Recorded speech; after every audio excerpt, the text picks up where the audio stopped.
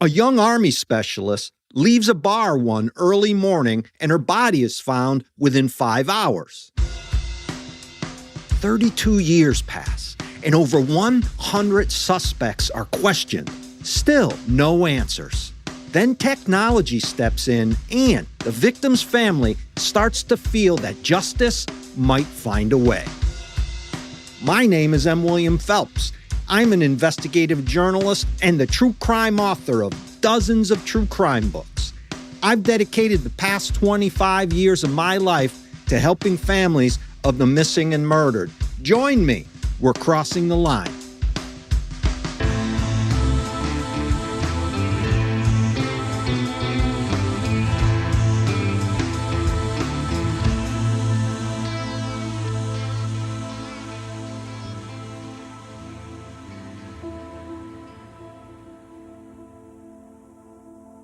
South Academy Boulevard in Colorado Springs, Colorado, near the eastern foot of the Rocky Mountains, is a typical downtown hotspot found in many major cities across the central United States. Strip malls and fast food restaurants, chain retail stores and small businesses, with cars whizzing by to and from God knows where at all hours of the night. The only difference here to most cities, I would say, is that you are at an elevation of over 6,000 feet with glorious white-capped mountains as a backdrop in just about every direction.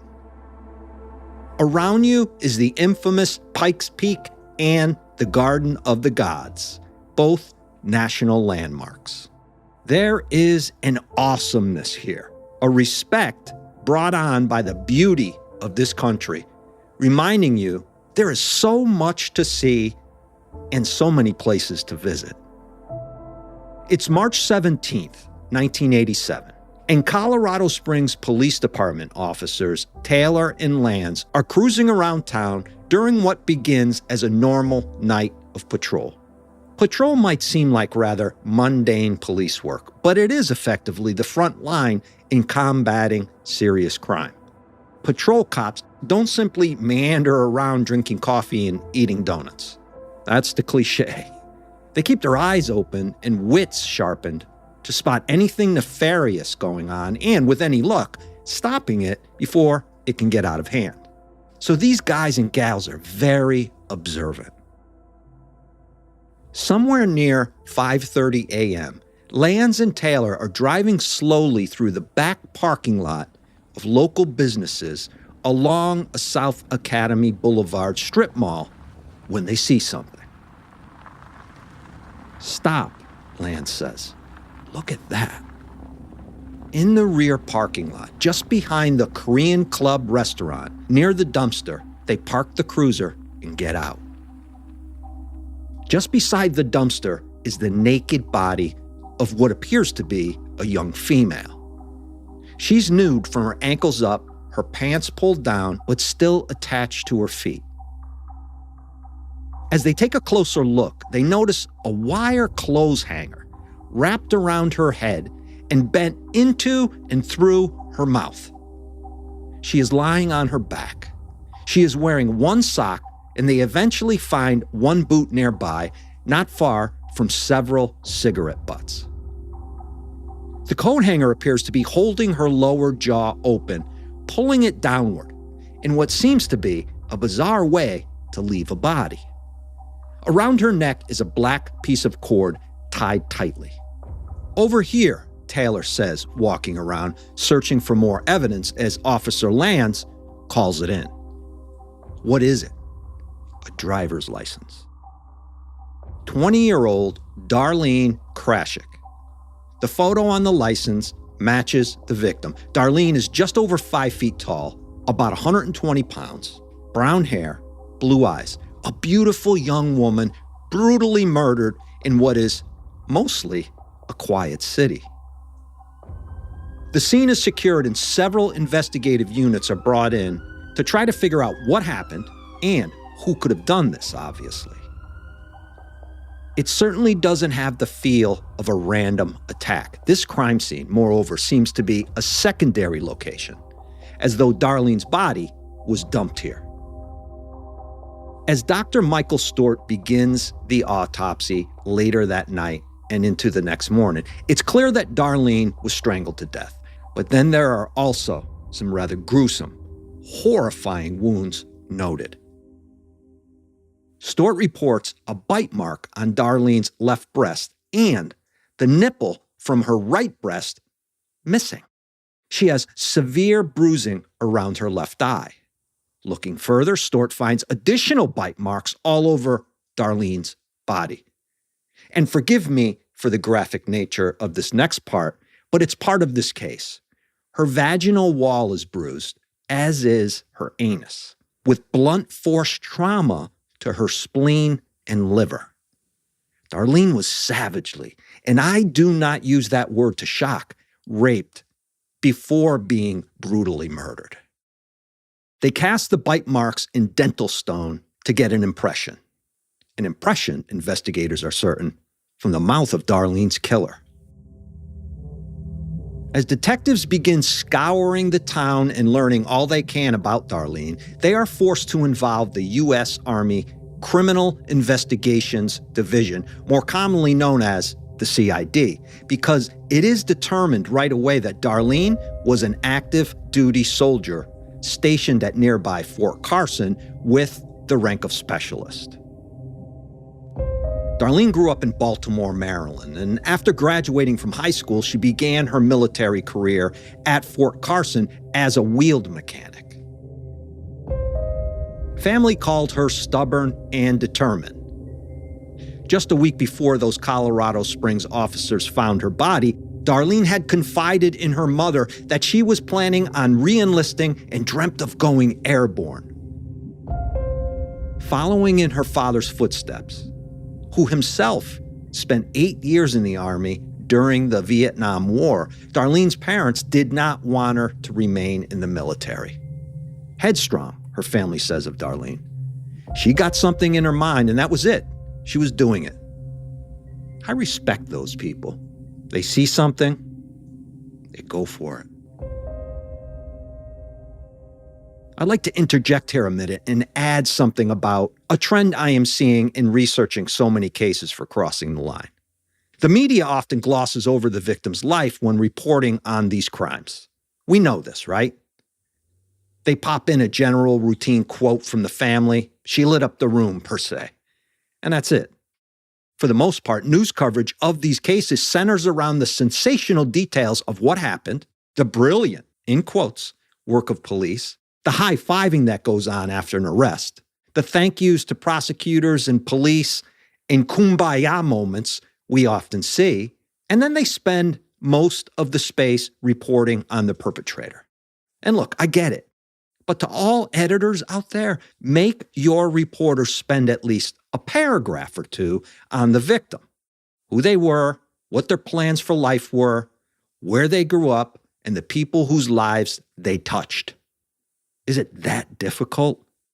Do we not owe them that at the least? Forget about the sensational aspects of the cases. And for the love of God, stop looking for conspiracies and mistakes made during the earliest parts of an investigation. I realize this is a dying art, but report the damn news, for crying out loud. Darlene was a beautiful person, a sister, a daughter, a friend, military colleague to so many, someone who believed in service, believed in giving back to the American dream. And all you see about her in news reports is the last moments of her life, the work of police and the life of the person behind her murder. That sounded like a rant, I realize. But the way in which news is being reported of late has taken on this strange life of its own in the social media age. I just want to be sure to call that out. As investigators dig in, they begin to form a timeline of Darlene's previous days and nights, with whom she met and where she spent her time. The night before her body was found, the CID nails down that she went to Shuffles, a popular club on Academy Boulevard in Colorado Springs. She danced, she had a few drinks, she met friends and colleagues, and seemed to be fine. Nothing out of the ordinary was going on with Darlene. between midnight and 1 a.m., friends with Darlene inside the club say she left by herself. It was snowing out. It was dark. She'd probably done this walk back to wherever she was staying dozens of times. So between 1 a.m. and 5:30 a.m., when police found her body, Darlene was murdered. And investigators now believe, without a doubt, that she had been killed somewhere else and dumped behind that restaurant. As they begin to focus on the crime scene, investigators find fresh tire tracks embedded in the snow where Darlene's body had been located. Impressions, they believe, could prove to be very significant. Piecing together everything, questioning in what one law enforcement document says is hundreds of people, they get nowhere. Every lead turns out to be a dead end. It's 1987, lest we forget, and DNA is not a go-to at this point. So they are left with trace evidence and interviews. CCTV is not a thing either. With that, the old school way of policing gets them nowhere. 1987 becomes 1997, and after 10 years, they still have nothing. How many cases have we done here on Crossing the Line like this? The 70s and 80s, before technology really becomes an investigative tool, feel like a time when killers thought to themselves, I can strike and get away with it. Still, in Darlene's case, they have collected a lot of DNA. You cannot commit a crime as vicious and sadistic as this scumbag did and not leave behind your DNA on top of those bite marks, giving law enforcement an impression of your teeth. So the evidence is here to solve this case, and investigators know it will only be a matter of time and patience. It's all there, just waiting for the science to catch up. Between 2004 and 2011, 7 years, the CID reopened Darlene's murder several times and began to look again at the DNA, considering all the strides technology had made up to that point.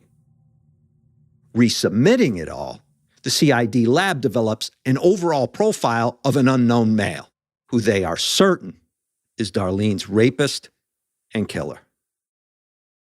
They pop that profile into CODIS and come up with nothing, which tells them their man so far has not been arrested or jailed. Within the investigation itself, they had developed over 100 persons of interest or suspects. Can you imagine? Over 100 potential killers. Out of those, the DNA profile they do have allows them to eliminate 26. That's still 75 left. 5 more years goes by, and the technology allows them to distill that profile down into what they refer to as a fully developed DNA profile. Looking back at the reports, all of this DNA came from 3 major sources: swabs taken from those cigarette butts found near Darlene's body, several pubic hairs, and that ligature used to strangle Darlene. So they have their guy. They just don't know who he is yet. By the end of 2016, investigators are eager to push the case forward, and so they reach out to Parabon Nano Labs, a DNA company out of Virginia specializing in phenotyping, which is the process of predicting physical appearance and ancestry. And they do this from unidentified DNA evidence. Some have viewed Parabon's work as inadequate and junk science, but that opinion is just ignorance, I believe, and they just don't understand how it works. Parabon is a tool within a wide spectrum of DNA typing investigation. Just one tool. They develop a composite based on the DNA, and it gives law enforcement an edge, a sort of map to compare with what is a wide variety of additional resources and to see where their unknown suspect could fit. With 75 or so possible suspects, If you can parse that down into eye and hair color, race, etc., you might be able to weed out a lot of those suspects and focus on a few. And that's what Parabon is really great at. From there, you have the DNA from your perp, so you can just test that against your main candidates. So again, Parabon is a tool to get you to that place. Parabon goes to work in this case and produces trait predictions of the unsub, unidentified subject, and hands that information over to the CID. This snapshot, as it is called, gives the CID not only the potential age and height, but a composite drawing of their main person of interest. As that is going on, they also submit the new DNA profile into GEDmatch and 23andMe, which is where they finally begin to break through that roadblock and make some serious headway. Let's break here and come back with more Crossing the Line with M. William Phelps.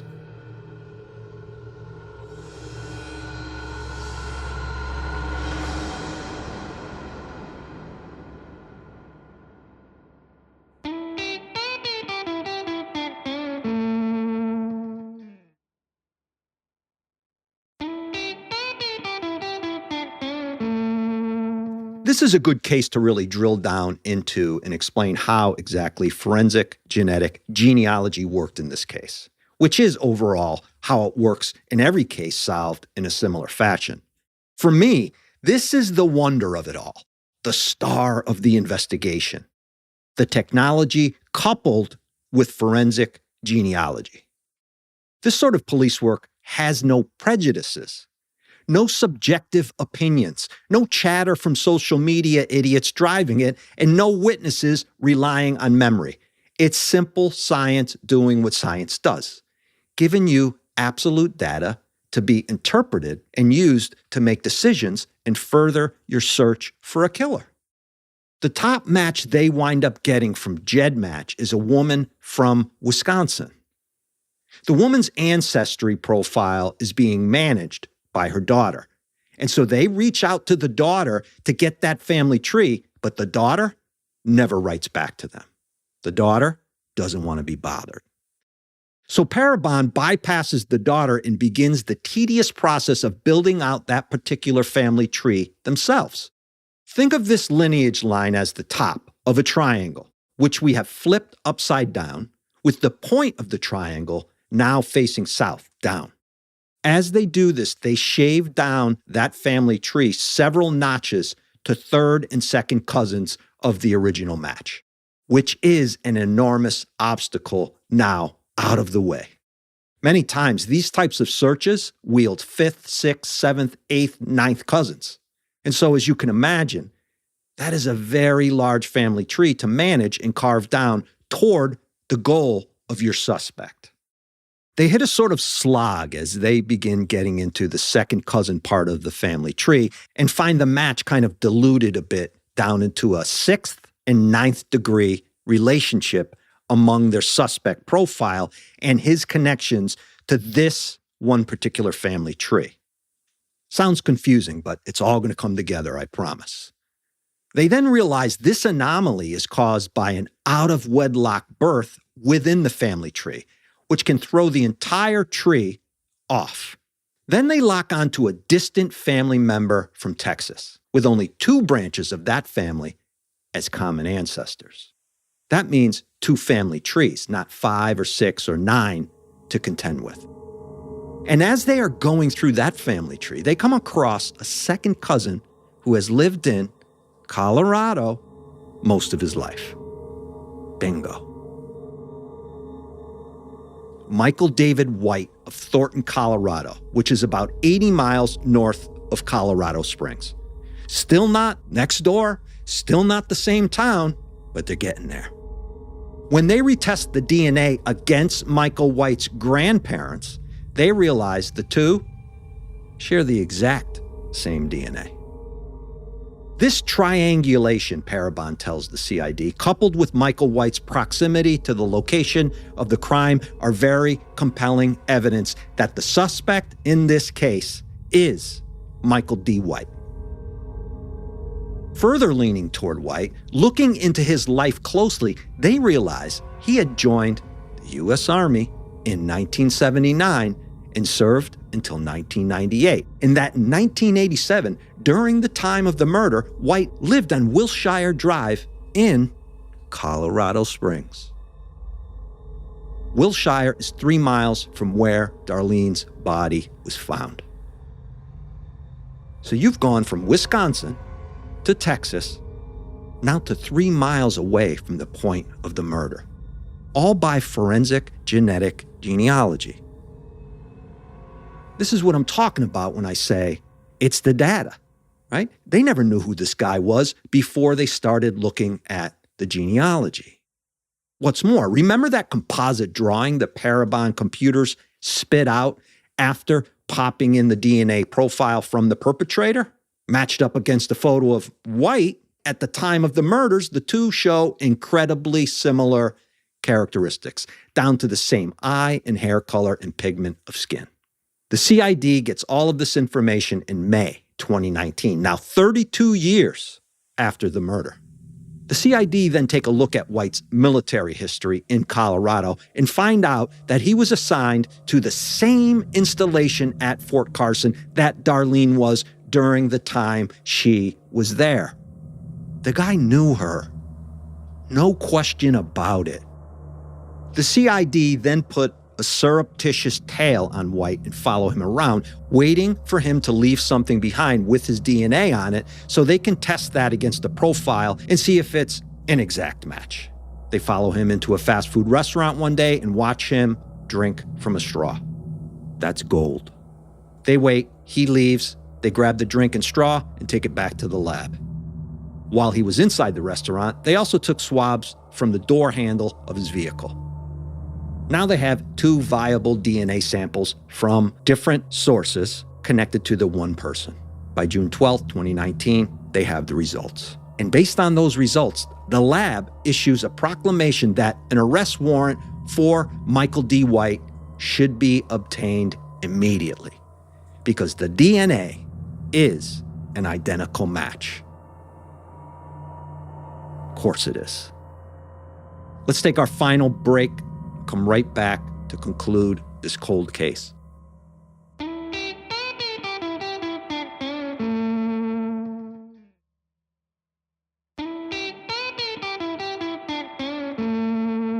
Darlene Krashoc had these thick, dark eyebrows, wavy dark brown, almost black hair, and these mesmerizing, close to emerald-colored eyes. She embodied the spirit of the American military dream, going into service out of high school and wanting to make a lifelong career out of it.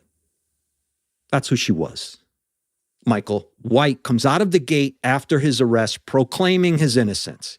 He says they have it all wrong. And yet the fact of the matter is, if he hadn't left his DNA on Darlene's body, there is no way the CID would have ever considered him to be involved or would not even known the guy existed. The DNA led them to White. And from there, everything else fell into place. All I need is the guy's DNA on Darlene's body. And for me, it's case freaking closed, man. The amount of DNA and the testing involved with matching the profiles provides no room for error. Zero. I don't care what defense attorneys argue and get into court and they question experts and they question the DNA and they question forensic genetic genealogy databases. That is all bull. It's him. Period. He can deny it and maybe even feel that it was so long ago he has blocked it all out, but the fact remains that no one else could have murdered and brutally raped Darlene but the donor of that DNA. And the donor of that DNA is Michael White. As more information comes out after White's arrest, What shocks most is the number of injuries to Darlene's body. Originally reported as bruises and a bite mark, it was clear that there were bite marks all over her body and bruising from her legs to her head. When I say this was a savage, sadistic attack, rape, and murder, that is an understatement. This guy, Michael White, is an animal. White's trial lasted a week. The jury came in right away. Guilty. As the verdict was read, shouts could be heard from the gallery. The voices of those supporting White, not wanting to believe the person they know today is the same person who could commit such savagery. A day later, the judge gives him a life sentence. At his sentencing, Michael White says, rather predictably, "I did not kill Darlene." White's name had never come up during all those years of the investigation as a witness or suspect.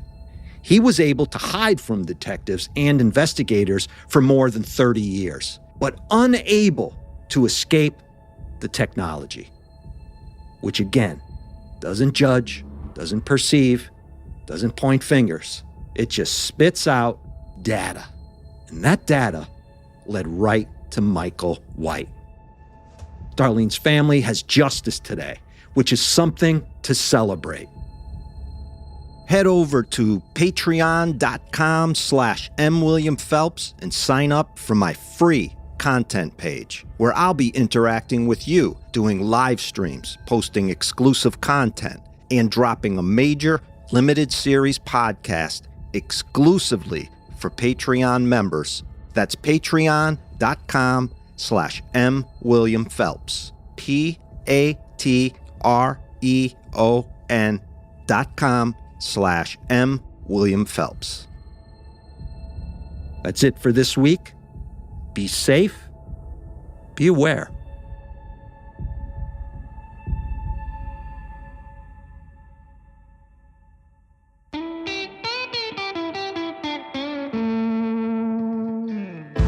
The major source for this episode is District Court, El Paso County, State of Colorado, arrest warrant affidavit for Michael David White. Crossing the Line is executive produced by M. William Phelps, LLC, and Matthew Valentinas, Mom's Basement Management. Written by me, M. William Phelps. Audio mastering and mixing by Matt Russell. Music by Epidemic Sound. Original music written and performed by Thomas Mooney, Tom Phelps, and Matt Russell.